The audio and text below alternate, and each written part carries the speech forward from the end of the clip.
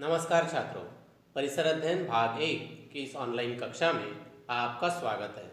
आज हम पाठ 21वां कामों में व्यस्त हमारे आंतरिक अंग इस पाठ का अध्ययन करेंगे। थोड़ा याद करो, सामान्य ऊंचाई वाले किसी विद्यार्थी की ऊंचाई जितना एक लंबा और मोटा कागज लो। यह कागज कक्षा या घर पर किसी दीवार पर मजबूती से चिपकाओ। उस कागज के आगे एक बच्चे को खड़ा करो।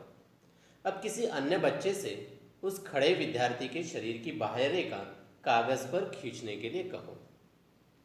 अब एक एक विद्यार्थी को क्रम से बुलाकर शरीर की बाह्य रेखा के अंदर नीचे दिए गए आंतरिक अंगों का सही स्थान दिखाने के लिए कहो, जैसे मस्तिष्क, फेफड़े, हृदय, जठर।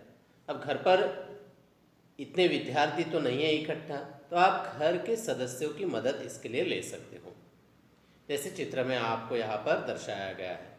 अब प्रत्येक आंतरिक अंग से संबंधित निम्न बातों का स्मरण करो, जैसे यह शरीर की कौन सी गुहा में होता है, उसका कार्य क्या है, उसका संरक्षण करने वाली हड्डियाँ कौन सी हैं।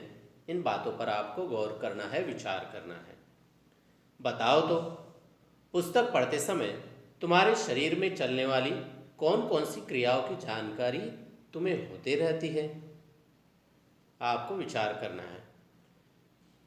हमारे शरीर के अंदर निश्चित अंगों की सहायता से श्वसन, पाचन जैसी कई क्रियाएं निरंतर होती रहती हैं।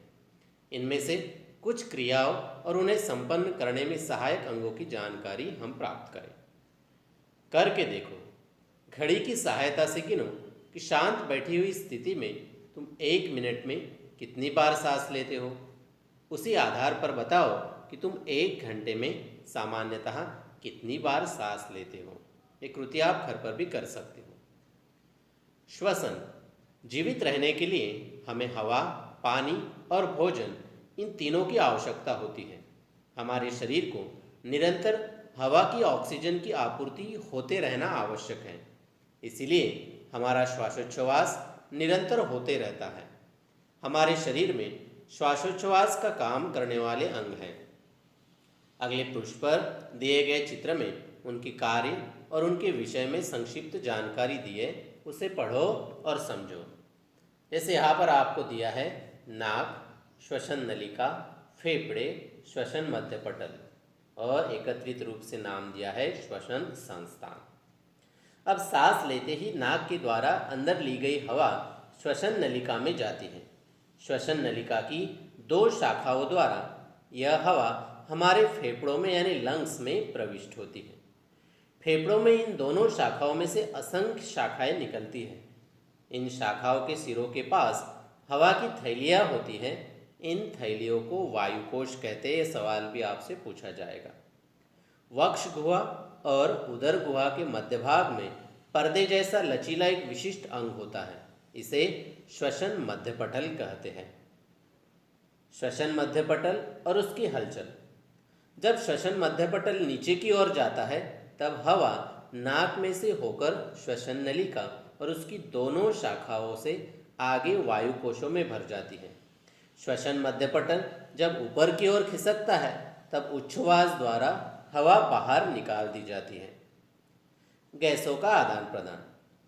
बाहर की हवा वायु कोशों में पहुंचने के बाद हवा में उपस्थित ऑक्सीजन वायु कोशों के चारों ओर पाई जाने वाली अत्यंत पतली पतली रक्तवाहिनियों में से जाती है और रक्त के माध्यम से शरीर के सभी भागों में बहाकर ले जाती है।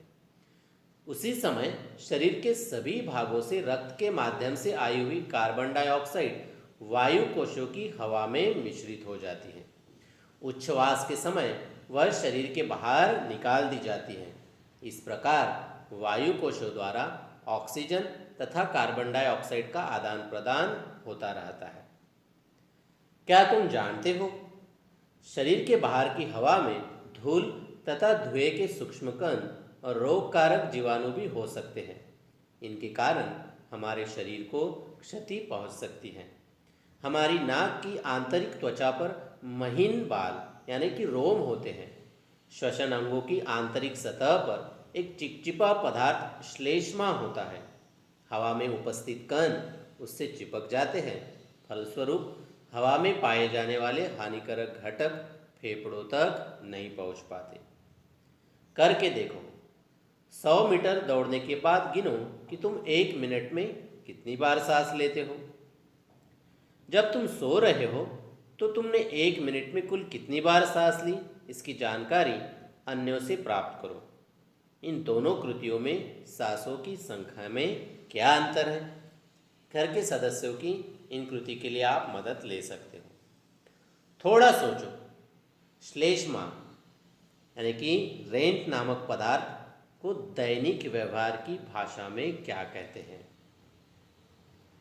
धूम्रपान के कुप्रभाव। निरंतर धूम्रपान करने पर धुएं में स्थित विषैले पदार्थ फेफड़ों में संचित होने लगते हैं। परिणाम स्वरूप फेफड़ों में भरी जाने वाली हवा का पर्याप्त शुद्धिकरण नहीं होता। फलतः हवा की अशुद्धि फेफड़ों में पहुंचती है।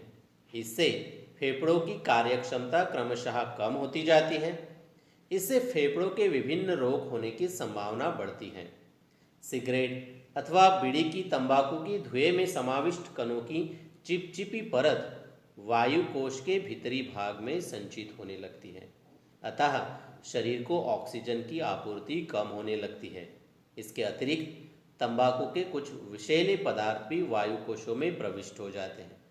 ऐसे कुप्रभावों द्वारा धूम्रपान जो करने वाली व्यक्ति को अस्थमा, फेफड़ों का कैंसर जैसे असाध्य रोग भी हो सकते हैं। टीवी पर एडवर्टाइज के माध्यम से आपको यह कई बार दिखाया जाता है और आपने यह देखा भी होगा कि धूम्रपान के कुप्रभाव कैसे व्यक्ति पर होते हैं। अप्रत्यक्ष धूम्रपान। हमारे आसपास धूम्रपान करने वाले लोग हो तो स्वयं धूम्रपान न करने पर भी हमें उसके कुप्रभाव भोगने पड़ते हैं। इसीलिए सार्वजनिक स्थानों पर धूम्रपान करने पर कानून के अनुसार प्रतिबंध है।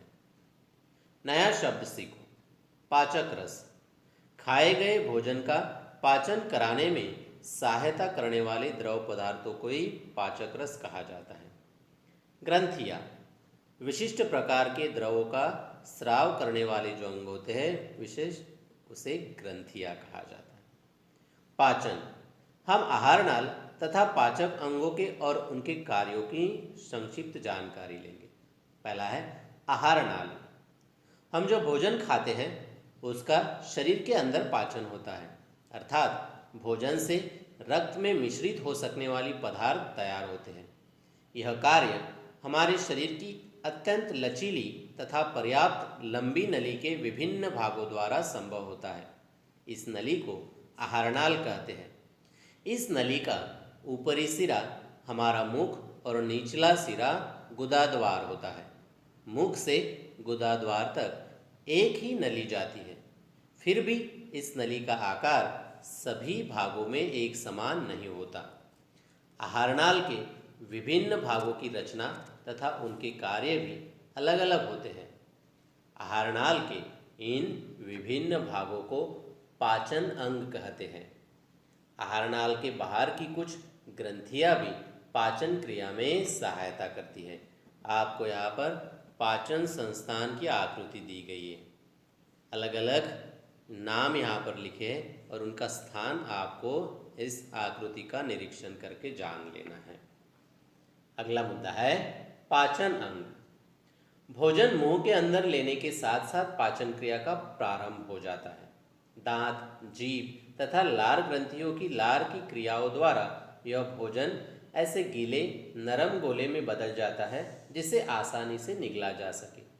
निगला हुआ भोजन ग्रसनी द्वारा जठर यानी आमाशय में जाता है। जठर थैली के आकार वाला ऐसा अंग है जिसमें भोजन का मंथन होता है।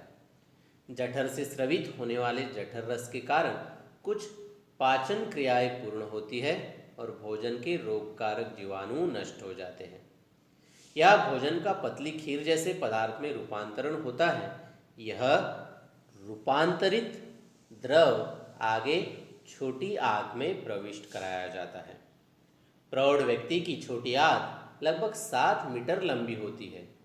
छोटी आंत के पाचन रस के कारण भोजन के पाचन की अनेक क्रियाएं यहाँ होती जाती है। यह पाचन में कुछ ग्रंथियों के स्रावों की पाचन के लिए सहायता होती है। पाचन से शरीर के लिए आवश्यक उपयुक्त पदार्थ तैयार होते हैं और वे रक्त में अवशोषित होते हैं। बचे हुए पदार्थ बड़ी आंत में जाते हैं। प्रौढ़ व्यक्ति की बड़ी आंत लगभग 1.5 मीटर लंबी होती है। बचे भोजन पदार्थों में पाया जाने वाला अधिकांश पानी इस स्थान पर शरीर में सोख लिया जाता है और विष्ठा तैयार होती है। विष्ठा पक्वाशय में इकट्ठा होती है। यह विष्ठा पक्वाशय में कुछ समय तक संचित रहती है। बाद में गुदा द्वार से विष्ठा शरीर के बाहर निकाल दी जाती है। यह सभी कार्य आप भी जानते हो, लेकिन फिर से यह आकृति को अच्छे से देखकर आपको यह पूरा आहार नाल और पाचन किस तरह होता है यह समझना है। होमवर्क: फेफड़ों में ऑक्सीजन तथा कार्बन डाइऑक्साइड गैसों का आदान प्रदान कैसे होता है? ये हमने पॉइंट अभी पढ़ा है, आपको इसका जवाब सोचकर लिखना है। Thank you.